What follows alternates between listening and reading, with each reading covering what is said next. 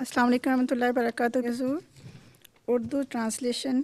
میرا سوال یہ ہے کہ سورۃ المنافقون کا سبب نزول کیا ہے، اور اگر ہم کسی شخص میں منافقت محسوس کریں جو احمدی تو ہو لیکن جماعت اور اس کے بانی کی بے عزتی کرتا ہو، باتیں بھی کرے اور شک کرتا ہو کہ جماعت سچی ہے یا نہیں، اور اس کے بات کرنے کے انداز سے محسوس ہوتا ہو کہ وہ نہ تو یہاں کا ہے اور نہ وہاں کا، اور جماعت سے خود نکلنے کی جرت بھی نہ ہو، کیا ہمیں چاہیے کہ ہم ان کی شکایت جماعت کو کریں یا پھر ان کا معاملہ خدا پر چھوڑ دیں؟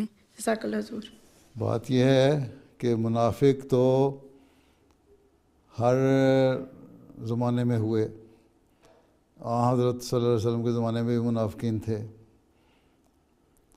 اور منافقوں کا سردار عبداللہ بن ابی بن سلول تھا. حضرت صلی اللہ علیہ وسلم کو پتہ ہونے کے باوجود اس کی منافقت کو صرف نظر فرماتے رہے. اللہ تعالیٰ نے یہ فرما دیا کہ یہ منافق ہے، اور یہ بھی فرما دیا اس کے مرنے پر کہ جس کے لیے مرضی مغفرت کی دعا مانگو قبول نہیں ہوگی. تو منافقوں کے بارے میں اللہ تعالیٰ نے فرمایا کہ وہ جہنم کے سب سے نچلے درجے میں ہوں گے. تو یہ منافقت تو ہر زمانے میں رہی، اور اب بھی بعض لوگ ایسے ہیں، لیکن منافق کہتے ہی اس کو ہیں جس میں کھل کے اپنے اظہار کی جرت نہ ہو.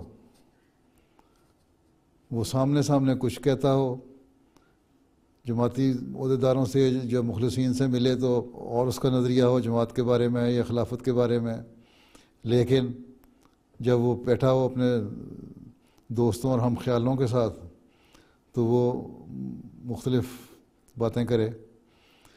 تو ایسے لوگ اگر تو ظاہر ہو جاتے ہیں اور پھر بھی جماعت ان سے صرف نظر کرتی ہے تو صرف اس لیے کہ شاید ان کی تربیت ہو جائے، کوشش کی جاتی ہے کہ ان کی تربیت ہو جائے.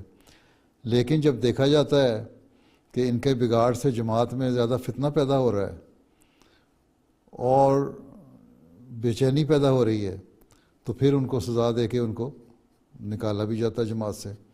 ہاں، اگر کوئی ایسا ہے جس کے بارے میں جماعت کو نہیں پتہ اور وہ ایسی باتیں کر رہا ہے اور اس کسی کے علم میں آ رہی ہے، جماعت سے اخلاص کا تقاضا تو یہی ہے کہ اس کے بارے میں بتایا جائے کہ یہ شخص ایسی باتیں کر رہا ہے.